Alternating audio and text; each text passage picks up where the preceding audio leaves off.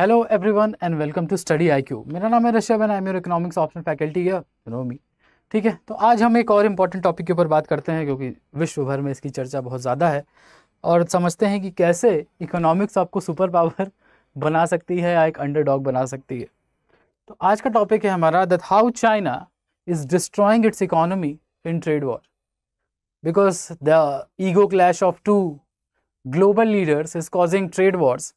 और इतने बड़े ट्रेड वॉर्स हैं कि इसका इम्पैक्ट सिर्फ चाइना के ऊपर नहीं होने वाला, बल्कि इसका एक ग्लोबल इम्पैक्ट देखने को मिल सकता है, कहीं पॉजिटिव कहीं नेगेटिव, ज़्यादातर नेगेटिव।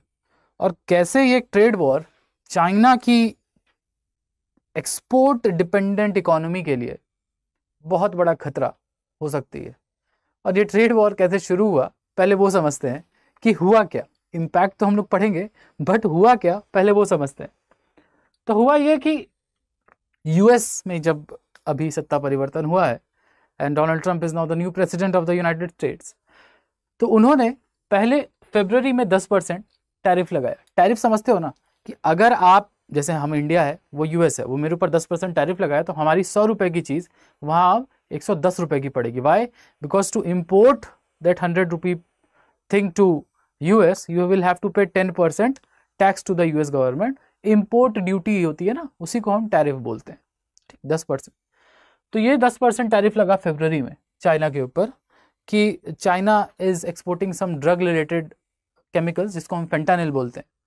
तो 10% का टैरिफ लगा कि इलीगल एक्सपोर्ट्स कर रही है चाइना फरवरी में।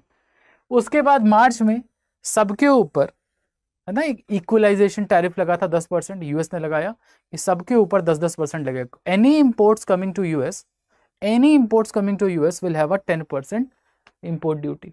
चलो भाई, ये भी चलो इतना तक चाइना सह लिया। उसके बाद यूएस ने सबके ऊपर रेसिप्रोकल टैरिफ लगाया। नाम सुना होगा रेसिप्रोकल, यानी जितना टैरिफ, एवरेज टैरिफ एक कंट्री यूएस के प्रोडक्ट्स के ऊपर लगाती है, यूएस के प्रोडक्ट्स को इंपोर्ट करने के लिए, उसका 50% यूएस ने लगाया। तो इंडिया के ऊपर यही टैरिफ 26% लगा है, चाइना के ऊपर यह टैरिफ 34% लगा है। ठीक है, 34%। Why? Because China on average US के प्रोडक्ट्स के ऊपर 68% टैरिफ लगाती है। तो as per Donald Trump 50% of that tariff reciprocal tariff लगा। इससे चाइना को आ गया गुस्सा। शी जिनपिंग बोले कि अरे ऐसे कैसे तुम मेरे ऊपर 34% टैरिफ लगा रहे हो, 20% लगा चुके हो, 34 और लगा रहे हो, and we are dependent upon each other. Dependent का मतलब ये समझो कि 70% of the critical input materials that are required for this US manufacturing industries is imported from China. यानी चाइना का 70% क्रिटिकल एक्सपोर्ट यूएस को होता है, यूएस का 70% क्रिटिकल एक्सपोर्ट चाइना से आता है। इतने बड़े डिपेंडेंसी है दोनों की एक दूसरे के ऊपर, फिर भी ये ट्रेड वॉर शुरू हो गई। तो चाइना, जब जैसे ही यूएस ने 34% रेसिप्रोकल टैरिफ लगाया, तुरंत चाइना ने भी यूएस से आने वाले किसी भी प्रोडक्ट के ऊपर 34% टैरिफ लगा दिया यूएस के ऊपर, तुरंत 34%। द प्रॉब्लम हियर वाज कि डोनाल्ड ट्रंप ने साफ साफ कहा था कि तुम लोग अपना टैरिफ कम करो और नहीं तो तुम्हारे पर रेसिप्रोकल टैरिफ लगेगा। तो most of the countries in the world can not match the might of the US, might of the dollar. तो सबने ठीक है कम कर लेंगे, या फिर ठीक है थोड़ा देख लीजिए। India is also doing some negotiations with US कि हम फ्री ट्रेड एग्रीमेंट एक कर सकें। बट चाइना ने कहा कि हम छोड़ेंगे नहीं। 34% टैरिफ लगाया यूएस के ऊपर, जितना यूएस ने रेसिप्रोकल लगाया था ना। यूएस गॉट की बैम्बूजल्ड की, ये क्या कर दिया। तो डोनाल्ड ट्रंप ने कहा कि चलो इतना तो लगाया ही मैंने तुम्हारे ऊपर, we will put 50% more tariff on you. Why? Because you have retaliated on our tariffs. तुमने मेरे 34% रेसिप्रोकल टैरिफ के ऊपर रिटेलिएशन दिखाया, 34% टैरिफ यूएस के एक्सपोर्ट्स पे लगाया, अब मैं तुम्हारे ऊपर 50% और लगाऊंगा। तो देखा जाए अगर, तो 70 + 30 कितना, 104% टैरिफ ऑन चाइनीज गुड्स। तो ये है ये पूरी कहानी कि कैसे चाइना से आने वाले हर सामान के ऊपर कम से कम 104% और ऑन एवरेज 125% इफेक्टिव टैरिफ लगा रहा है यूएस। और इसके बाद यूएस ने कहा है कि अगर रिटेलिएशन दिखाया तुमने तो ये जो 50% है ये बढ़ा के 68% कर देंगे। यानी और ज़्यादा टैरिफ।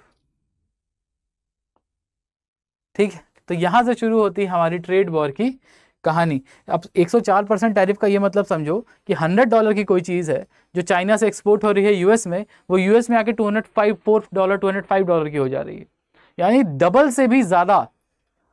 तो अगर डबल से भी ज़्यादा चाइनीज़ गुड्स का इंपोर्ट पड़ रहा है यूएस में, तो यूएस कंपनीज क्या सोचेंगी कि अरे यार चाइना से क्यों खरीदा जाए, चाइना से सामान। यूएस की कंपनीज का इनपुट रॉ मटेरियल भी चाइना से आ रहा है और कंज्यूमर गुड्स भी चाइना से आ रहे हैं। तो यूएस की कंपनीज होंगी ये सोचेंगी ना कि चाइना से नहीं लेते हैं, इनपुट मटेरियल के लिए हम किसी और कंट्रीज के ऊपर दस्तक देते हैं, कहीं और मैन्युफैक्चरिंग सेटअप करते हैं, या फिर कंज्यूमर गुड्स के लिए हम किसी और कंट्री में जाके फैक्ट्रीज लगाते हैं और वहाँ से इंपोर्ट करते हैं, वहाँ से जहाँ पे इंपोर्ट ड्यूटीज़ कम है। ये सब तो होने का संभावना है, और यहीं पे मिलती है ग्लोबल वर्ल्ड ऑर्डर को एक एक्स्ट्रा कदम आगे बढ़ाने का मौका कि मैन्युफैक्चरिंग हब जैसी सिचुएशंस बन सके अदर कंट्रीज़ में, आसियान कंट्रीज़ में, साउथ ईस्ट एशियन कंट्रीज़ में, और अगर इस मौके का फ़ायदा उठा लिया तो मे बी इंडिया में भी। ठीक है, तो अब इसका इम्पैक्ट क्या है वो समझने की कोशिश करें। बड़ा ही इंपॉर्टेंट चीज़ें आपको दिखाई देंगी, बहुत डीप में नहीं जाएंगे बट मज़ा आएगा। अब चाइना के ऊपर इम्पैक्ट क्या है। चाइना ने कहा था कि भाई देखो मेरी जीडीपी 5% एनुअली ग्रो करेगी, but this 104% tariff has caused what. इसने जो गोल्डमैन सैक्स है और अगर अदर इकोनॉमिक्स बेस्ड इंस्टीट्यूशंस हैं, उन्होंने 0.5% से लेकर 2.5% तक जीडीपी गिरने का अनुमान लगाया है चाइना का। Such a big fall in the Chinese economy, and Chinese economy if it falls, the global supply chains will get hampered। और दुनिया भर में, और क्योंकि यूएस में तो रिसेशन आ ही रहा है, चाइना में भी रिसेशन आ गया, तो दुनिया भर को रिसेशन से कोई नहीं बचा सकता, कोई भी नहीं। ठीक है, उसके बाद there are retaliation risk. Retaliation risk क्या है कि भाई यूएस ने 50% एक्स्ट्रा लगा दिया, अब चाइना बोले कि हम लोग भी और एक्स्ट्रा बढ़ाएंगे tariff, Chinese tariffs will also rise. So US will say we will again rise your tariff by 6 to 68%. And this retaliation risk will cause what? This will further reduce trade, और global trade reduce होगा अगर, यानी global output कम होगा, global output कम होगा तो दुनिया भर में रिसेशन आएगा including India, if we don't pay attention to the risks. तीसरी चीज़ है मार्केट कियोस, जो हमें आज दिखाई दे रहा है। तो जितनी भी हम देखते हैं ना कि इंडिया में लगभग 3% के आसपास का ड्रॉप देखा गया एक दिन के अंदर, लेकिन ये कुछ नहीं है ऐसी इकोनॉमीज के सामने जो एक्सपोर्ट डिपेंडेंट हैं। इंडिया का तो डोमेस्टिक मार्केट इतना बड़ा है कि हम अपने डोमेस्टिक कंज्यूमर्स को केटर करके भी काफ़ी अपने प्रॉफिट्स को मेंटेन कर सकती है हमारी कॉर्पोरेट। बट कंट्रीज मतलब cities, countries, what ever call it, countries like Hong Kong, Taiwan, these smaller countries,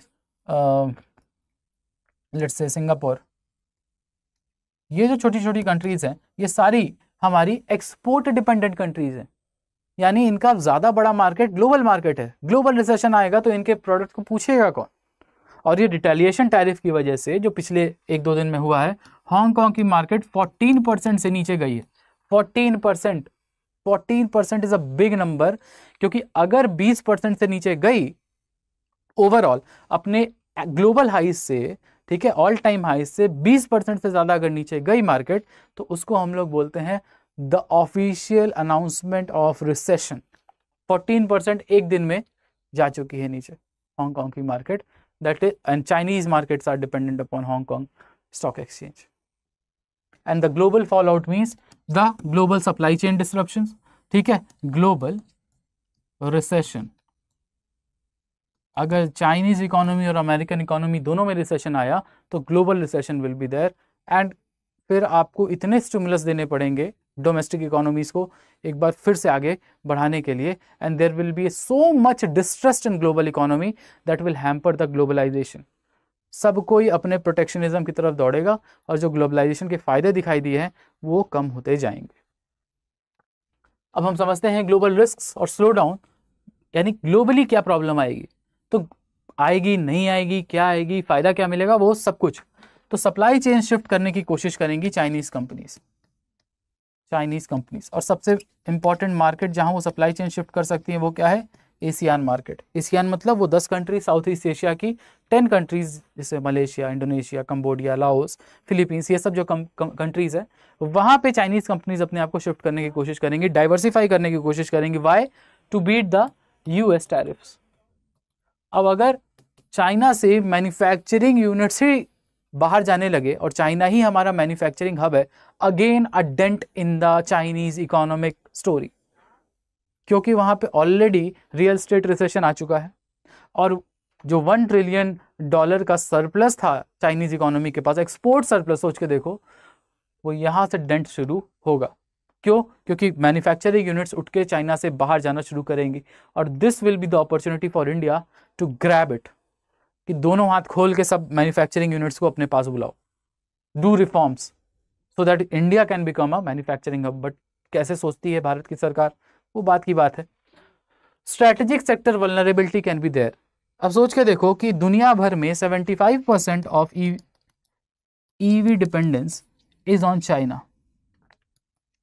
ठीक है, यानी ईवी बैटरीज जो चाहिए होती हैं, हाई टेक्नोलॉजी ईवी बैटरीज, वो चाइना से बन के आती हैं। अगर चाइनीज इकोनॉमी में स्लो डाउन आया तो ये स्ट्रैटेजिक सेक्टर उठा के थोड़ी दूसरी कंट्री में तुरंत लगा दोगे, because Chinese have developed ecosystem of battery manufacturing. ये तो हम एक इंडस्ट्री की बात बता रहे, इकोसिस्टम, क्योंकि आपको फॉरवर्ड और बैकवर्ड दोनों लिंकेज चाहिए होता है ताकि आप manufacturing sector, strategic manufacturing sector develop कर सके। और चाइनीज इकोनॉमी में रिसेशन आया मतलब जो स्ट्रैटेजिक सेक्टर है दैट इज रिक्वायर्ड, जैसे थर्मल, आपको वो चाहिए, सोलर पीवी चाहिए, आपको बैटरीज चाहिए कार चलाने के लिए, वो सब कुछ इंपैक्ट हो जाएगा। एंड दैट ये बैटरी मैन्युफैक्चरिंग का इंपैक्ट की वजह से ही Elon Musk is also against this tariffs, retaliation tariffs on China की 104% टैरिफ मत लगाओ, because Tesla is fully dependent upon Chinese batteries. आगे देखा जाए तो investment uncertainty will be there, क्योंकि सारे जो फॉरेन इन्वेस्टर्स हैं वो ऐसी डेवलपिंग कंट्रीज को छोड़ के जाते रहेंगे। हम देख भी रहे हैं कि there is a net outflow होना शुरू हुआ है इंडिया से फॉरेन इन्वेस्टमेंट का। Why? Because the foreign investors are going and parking their money in safer haven. Safer haven मतलब ऐसी कंट्रीज जो ज़्यादा सेफ रहेंगी, जैसे यूएसए, यूरोपियन यूनियन, ये जो डेवलप्ड कंट्रीज है यहाँ पैसे ज़्यादा सेफ रहेंगे, इसीलिए फॉरेन इन्वेस्टर्स उठा के डेवलपिंग कंट्रीज से उठा के पैसे ले जाएंगे वापस। और last but not the least, the domestic market destruction. Why I am calling it destruction? क्योंकि अगर यूएस के ऊपर टैरिफ लगा चाइना का और Chinese manufacturers are manufacturing at a large scale, तो अगर यूरोपियन यूनियन और अमेरिका, ये दोनों बड़े मार्केट्स में टैरिफ लग गए, और सबसे बड़ी मार्केट तो अमेरिका है, अगर वहां टैरिफ लग गए और चाइनीज मैन्युफैक्चरर ने बना के रखा हुआ है, उनके पास तो इन्वेंट्री है, तो वो इन्वेंट्री कहां डंप करना शुरू करेंगे? डेवलपिंग नेशंस के ऊपर। सोच के देखो ये बात, क्योंकि चाइनीज स्टॉक तो रखे हुए हैं, अब उसको बेच नहीं पा रहे अमेरिका, उनको कहीं बेचना है, कहां बेचेंगे? इंडिया, छोटी छोटे देश, ASEAN country, south east Asia, Africa. तो जो डोमेस्टिक मैन्युफैक्चरिंग यूनिट्स होंगी, जो थोड़ी बहुत बच गई हैं डोमेस्टिक मार्केट में, वो खत्म हो जाएंगी। क्यों? क्योंकि सारे के सारे जो उनके पास सप्लाई स्टॉक पाइल है उठा के चाइना डंप करना शुरू कर देगा इंडिया में। Such a bad situation. Domestic manufacturing will be destroyed, causing of large scale layoffs, unemployment, chaos and recession। और साथ ही साथ चाइनीज कंपनीज के ऊपर क्या इम्पैक्ट पड़ेगा, how the Chinese companies long term में क्या देखती हैं, क्योंकि यूएस तो अभी कम नहीं करने वाला है टैरिफ अगले 4 साल में।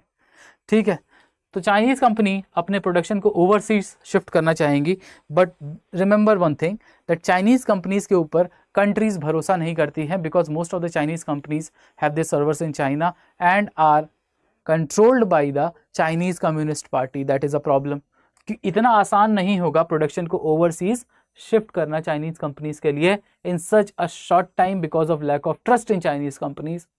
Also there are supply chain issues in different countries. ऐसा तो है नहीं कि अगर उठा के कोई चाइना की कंपनी इंडिया में बनाने भी लगे, India still has supply chain issues. अगर कोई ईवी की कंपनी इंडिया में बनाने भी लगे कार, तो हम बैटरी तो मैन्युफैक्चर करते नहीं on such large scale. Again there will be trade deficit, क्योंकि चाइना से ही बैटरी हमें उठा के लानी है।